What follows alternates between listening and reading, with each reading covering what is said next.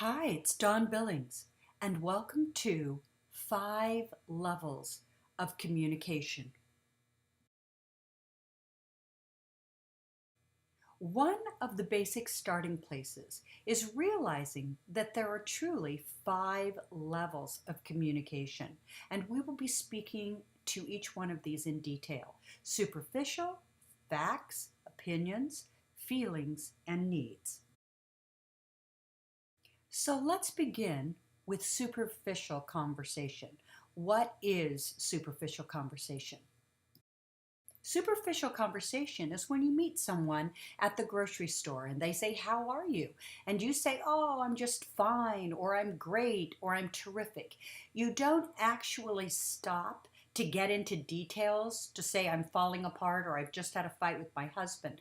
When you go to work and they say, "Good morning, how are you?" You don't stop all of your fellow workers and say, "Let me explain, I'm in a crisis." Superficial conversation is the kind of conversation that we have that is very surface conversation.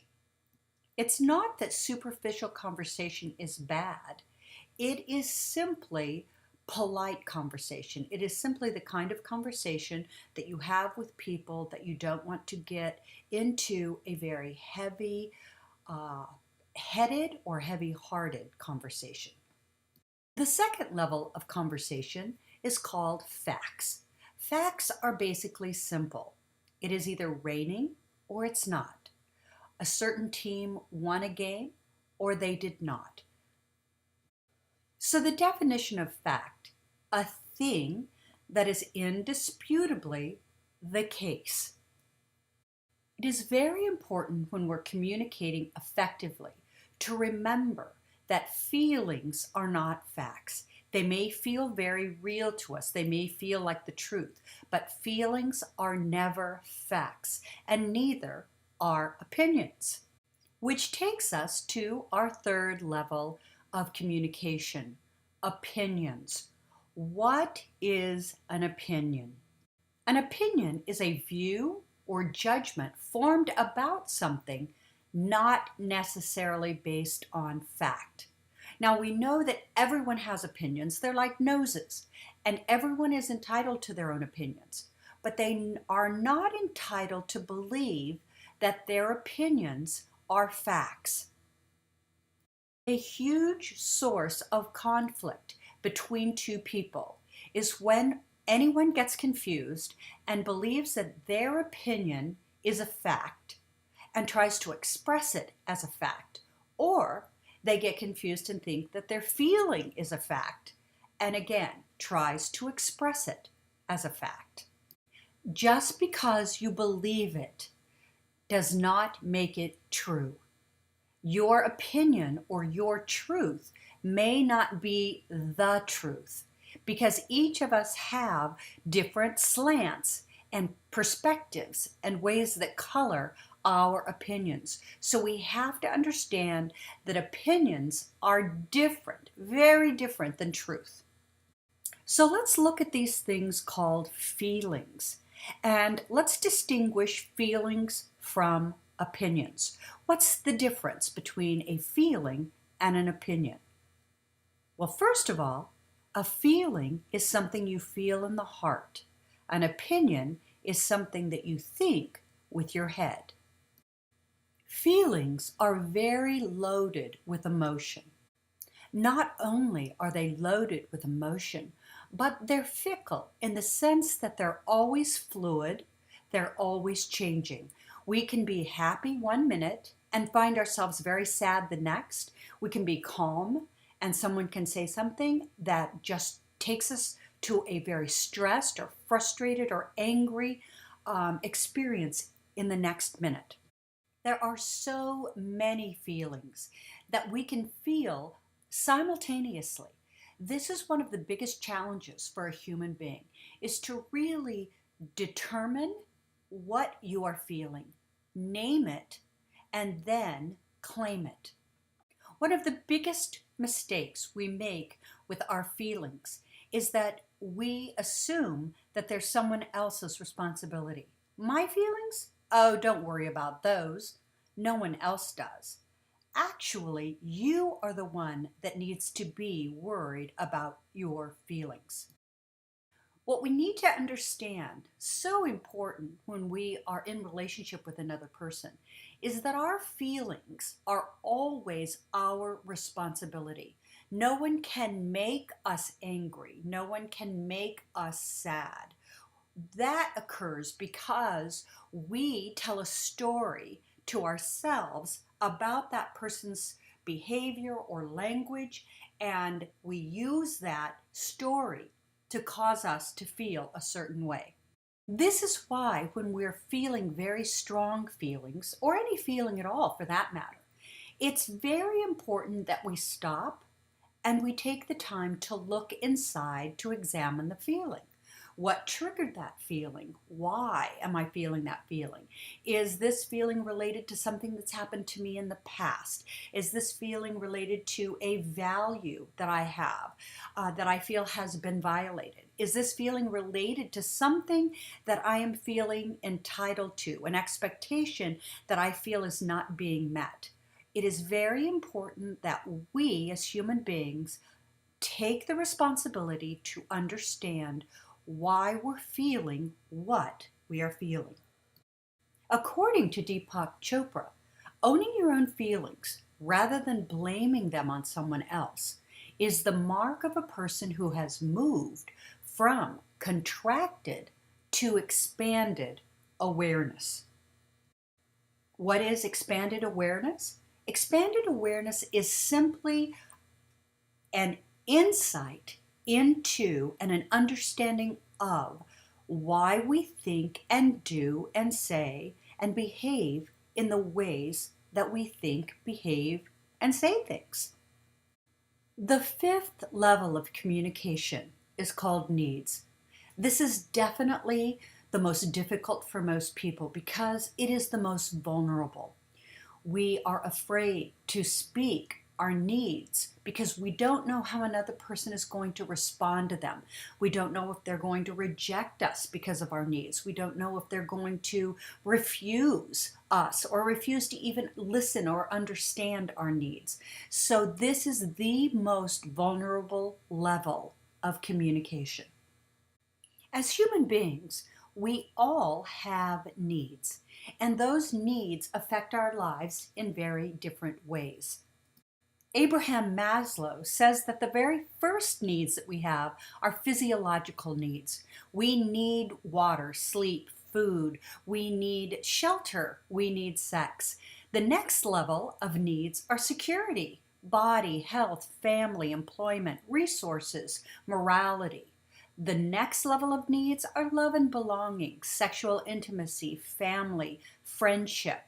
As we go up the pyramid, the next level is esteem, confidence, achievement, respect for ourselves and others. And then the top level of needs is about self-actualization, problem solving, spontaneity, creativity, morality, a lack of prejudice, and a willingness to look at our life and see what we actually have power to control, what we don't have power to control, and learn how to make a difference in the ways that we can and make peace with those things in our lives that we have no control over whatsoever. Now, there's a difference between wants versus needs.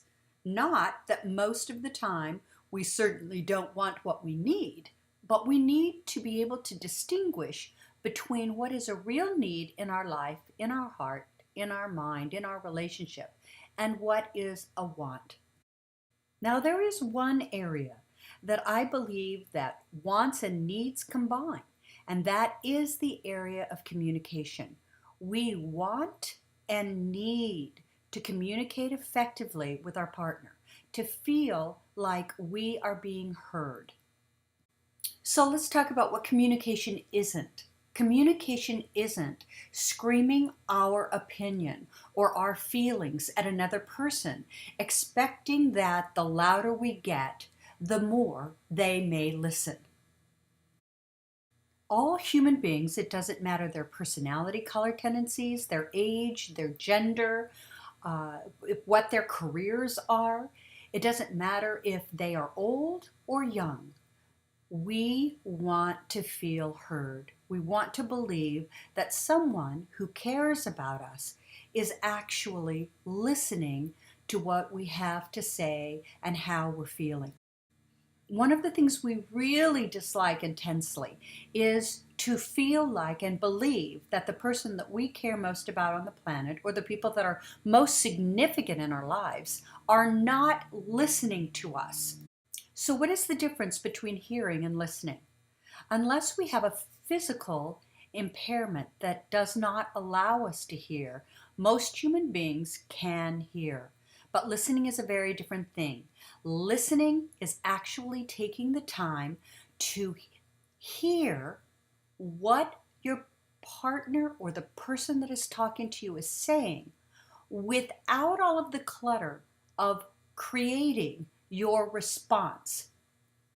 Instead of listening with the intent to understand, we are listening quickly, calculating how to create an effective and powerful argument that will help us make our point and force them to listen to our point of view.